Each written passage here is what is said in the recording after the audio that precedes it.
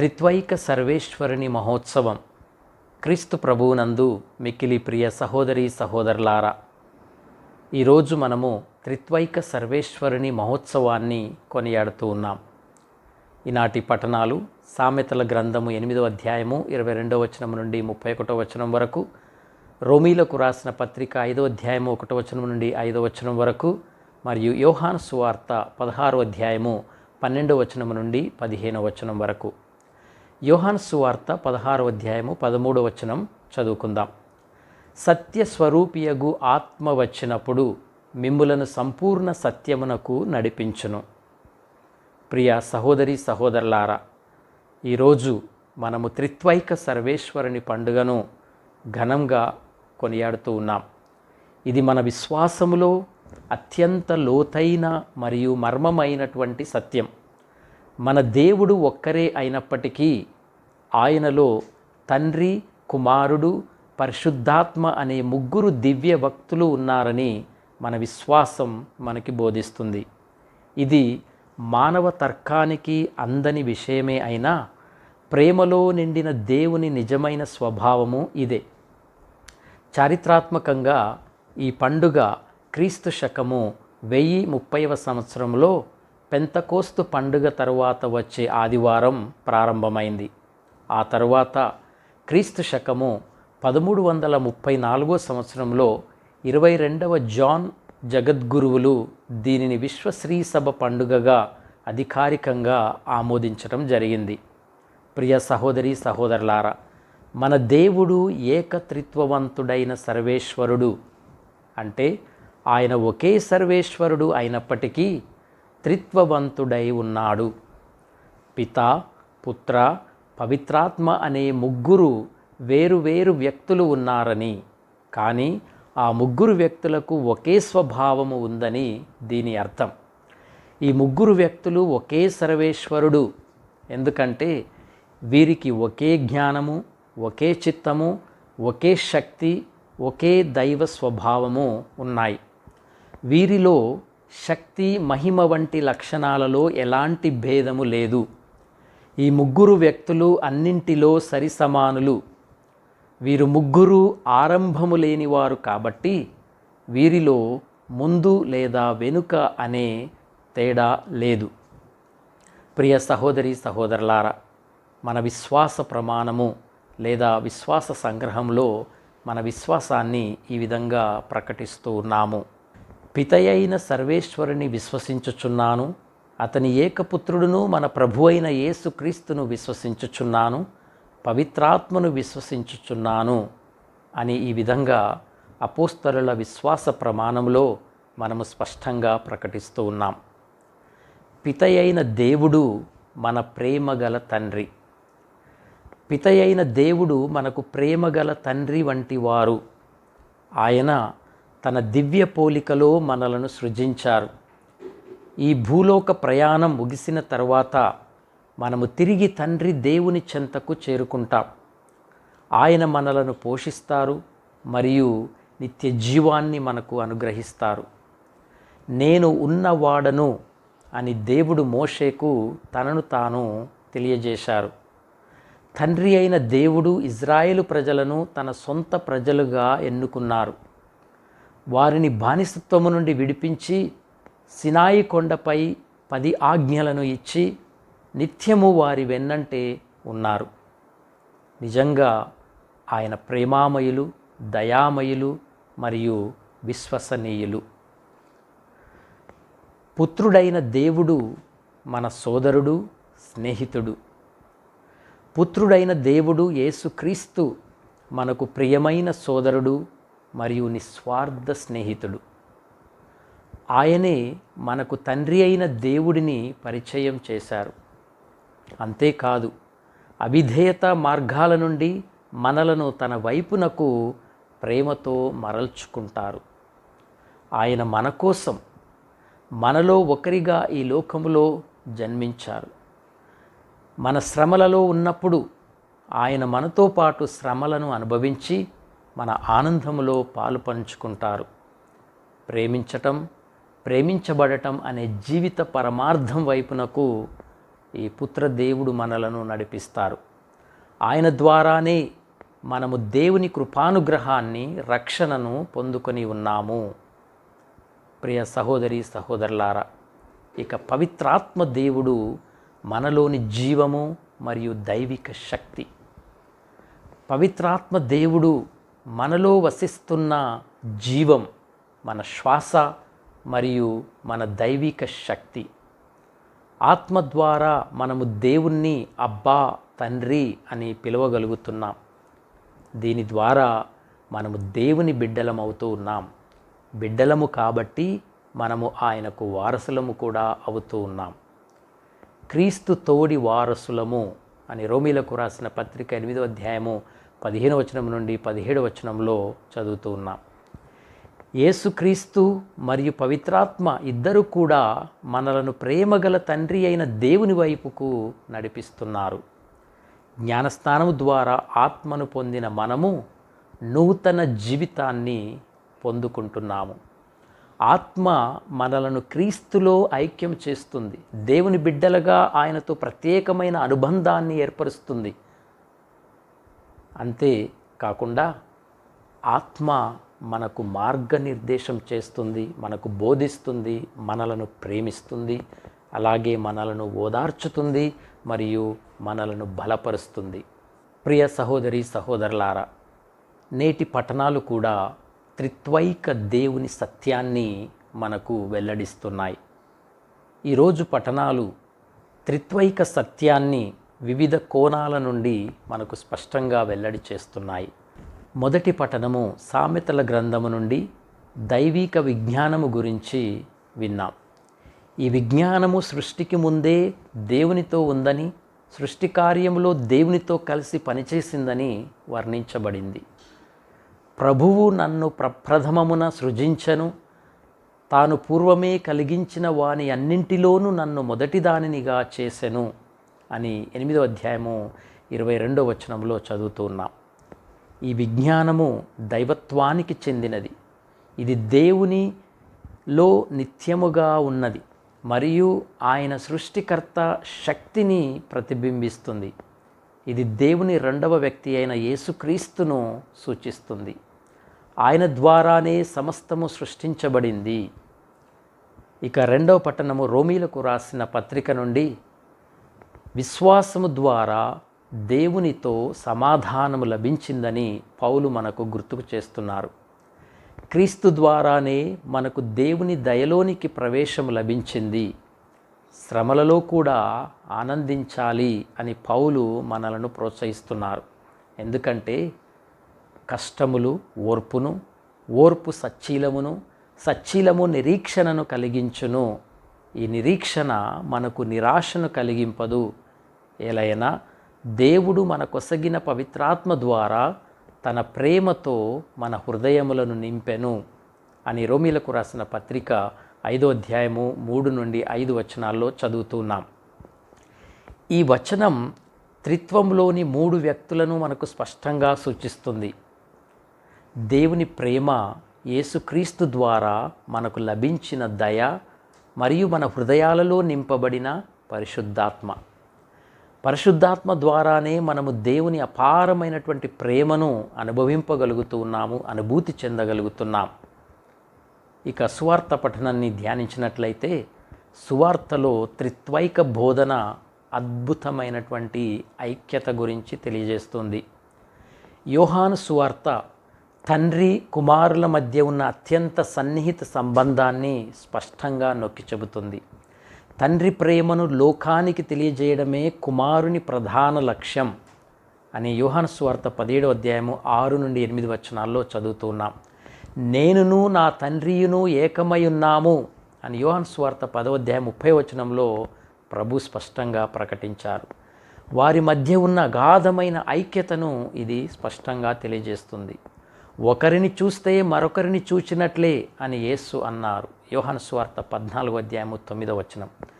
తండ్రిని గురించి వెల్లడిస్తూనే యేసు ప్రభువు ఆత్మ గురించి కూడా తెలియజేశారు.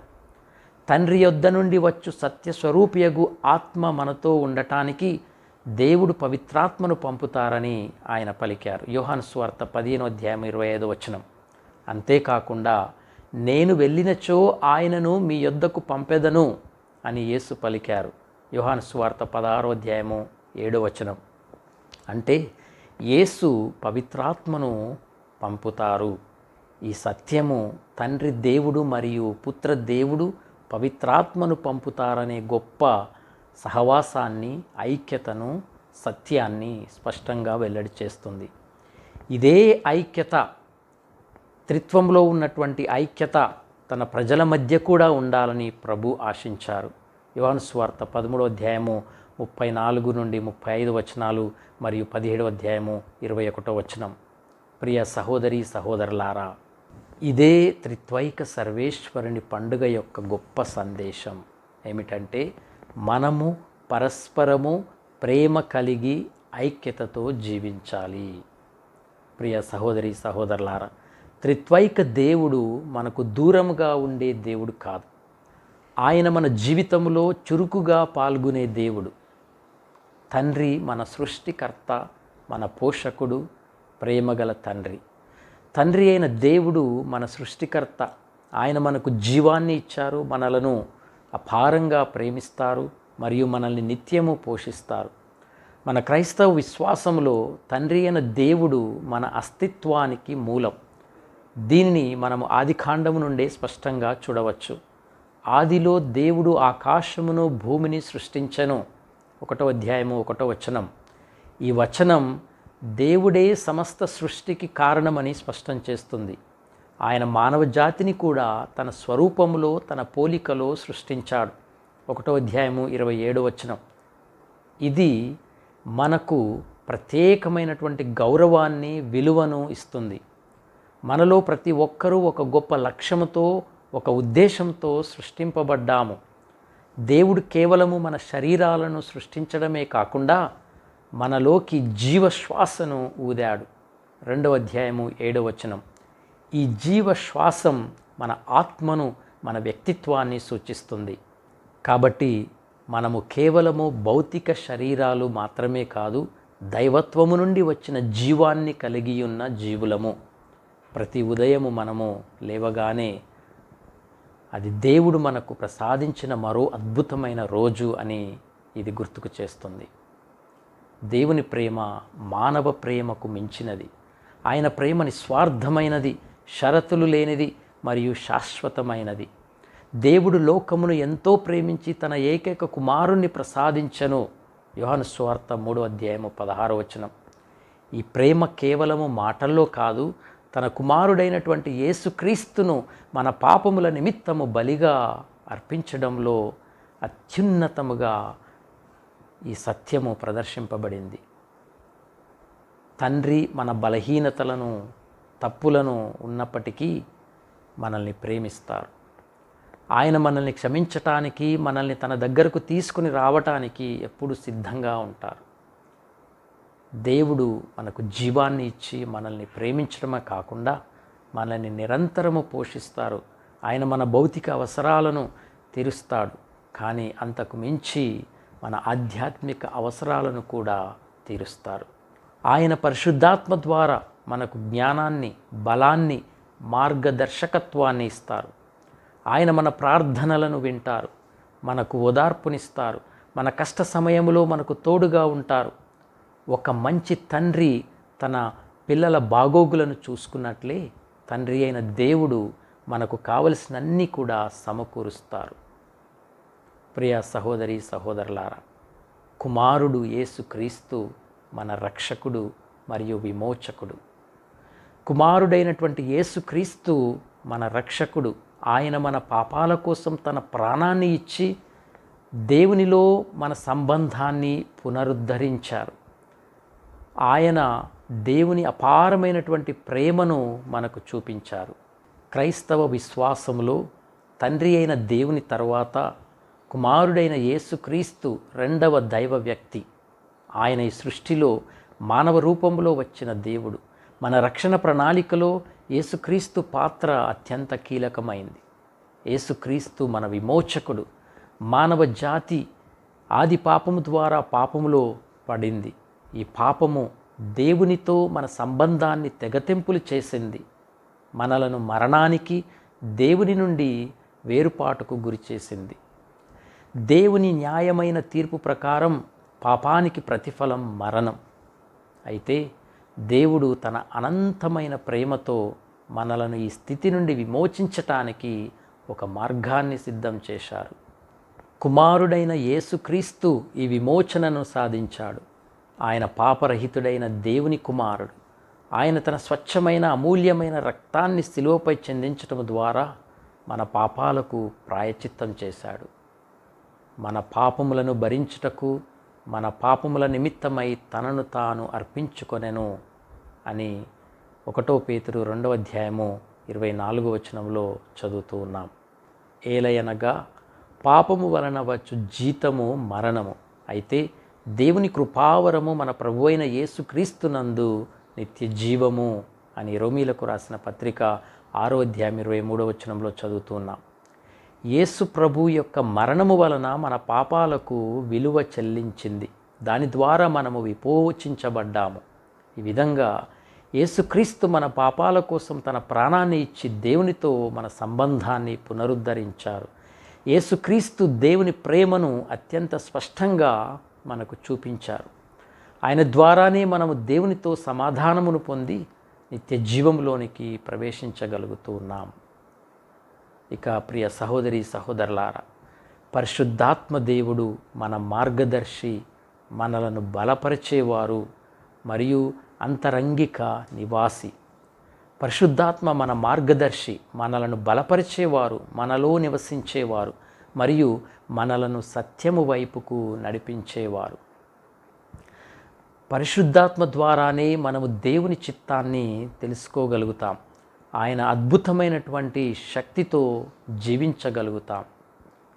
త్రిత్వములోని 3వ వ్యక్తి అయిన పరిశుద్ధాత్మ క్రైస్తవ జీవితంలో అత్యంత చురుకైన మరియు సన్నిహిత పాత్రను పోషిస్తున్నారు. యేసు పరలోకానికి తిరిగి వెళ్ళే ముందు తన శిష్యులకు పరిశుద్ధాత్మను పంపుతానని వాగ్దానం చేశారు. ఈ వాగ్దానం పెంతెకోస్తు రోజున శక్తివంతంగా నెరవేరింది. యేసు తన శిష్యులకు చెప్పినట్లుగా, సత్యస్వరూపియగు ఆత్మ వచ్చినప్పుడు మిమ్ములను సంపూర్ణ సత్యమునకు నడిపించును అని. పరిశుద్ధాత్మ మన మార్గనిర్దేశి. పరిశుద్ధాత్మ మన జీవితంలో ఒక GPS లాంటి వారు. మనకు సరైన మార్గాన్ని చూపిస్తారు. జీవితంలో నిర్ణయాలు తీసుకోవటంలో, దేవుని చిత్తాన్ని అర్థం చేసుకోవటంలో, మంచి చెడులను వివేచించడంలో ఆయన మనకు సహాయపడతారు. ఇది కేవలము నైతిక మార్గదర్శకత్వం మాత్రమే కాదు, ఆధ్యాత్మిక సత్యాలను అర్థం చేసుకోవటానికి, బైబిలు వచనాలను లోతుగా అర్థం చేసుకోవటానికి కూడా ఆయన మనకు సహాయపడతారు. పరిశుద్ధాత్మ దేవుడు మనల్ని బలపరిచేవారు. పరిశుద్ధాత్మను ఆదరణకర్త అని కూడా అంటారు. జీవితంలో మనము ఎదుర్కొనే కష్టాలు, శ్రమలు, ప్రలోభాలు, బలహీనతలలో ఆయన మనకు అపారమైనటువంటి బలాన్ని ఇస్తారు. ఆయన మనల్ని ఓదార్చుతారు, మనకు ధైర్యాన్ని ఇస్తారు మరియు దేవుని చిత్తాన్ని నెరవేర్చడానికి అవసరమైనటువంటి శక్తిని మనకు ప్రసాదిస్తారు. అపోస్తలుడైన పౌలు ఇలా అంటారు, నా బలహీనత యందు నాకు దేవుని కృప చాలును, ఆయన శక్తి బలహీనతలో పరిపూర్ణమగును. ఈ శక్తి పరిశుద్ధాత్మ ద్వారానే వస్తుంది. క్రైస్తవ జీవితము జీవించటానికి, పాపాన్ని జయించటానికి, దేవుని యొక్క మహిమను తీసుకుని రావటానికి మన సొంత బలము, శక్తి సరిపోదు. పరిశుద్ధాత్మ యొక్క దైవిక శక్తి, బలము మనకు ఎంతో అవసరం. అలాగే ప్రియ సహోదరి సహోదరులారా, పరిశుద్ధాత్మ మనలో నివసించేవారు. ఇది పరిశుద్ధాత్మ యొక్క అత్యంత అద్భుతమైన మరియు వ్యక్తిగత అంశాలలో ఒకటి. యేసుక్రీస్తును మన ప్రభువుగా, రక్షకుడిగా అంగీకరించిన క్షణము నుండి పరిశుద్ధాత్మ మనలో వసిస్తారు. మీరు దేవుని ఆలయమనియు, దేవుని యొక్క ఆత్మ మీలో నివసించుచున్నారనియు మీకు తెలియదా? పరిశుద్ధాత్మ మనలో నివసించటం వలన మనము ఎప్పుడూ ఒంటరిగా ఉండము. ఆయన మన ఆత్మతో సన్నిహిత సంబంధమును కలిగి ఉంటారు, మనతో సంభాషిస్తారు, మన ప్రార్థనలకు సహాయపడతారు. రోమీలకు రాసిన పత్రిక 8వ అధ్యాయము 26వ వచనం. ఇది మనకు దేవుని నిరంతర ఉనికిని, ఆయన అపారమైనటువంటి ప్రేమను, ఆయనకు మనపై ఉన్న శ్రద్ధను అనుభవించే అమూల్యమైన అవకాశాన్ని కలిగిస్తుంది. పరిశుద్ధాత్మ మనల్ని సత్యము వైపుకు నడిపించేవారు. పరిశుద్ధాత్మ సత్యస్వరూపి. ఆయన దేవుని సత్యాలను మనకు వెల్లడిస్తారు, క్రీస్తు బోధనలను మనకు గుర్తుకు చేస్తారు, మరియు దేవుని యొక్క ప్రణాళికలను మనకు తెలియజేస్తారు. యోహాను సువార్త 16వ అధ్యాయం 14వ వచనంలో ఇలా చదువుతూ ఉన్నాం.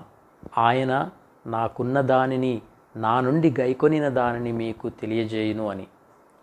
పరిశుద్ధాత్మ లేకుండా మనము దేవుని మాటలను, ఆయన హృదయాన్ని పూర్తిగా అర్థము చేసుకోలేము.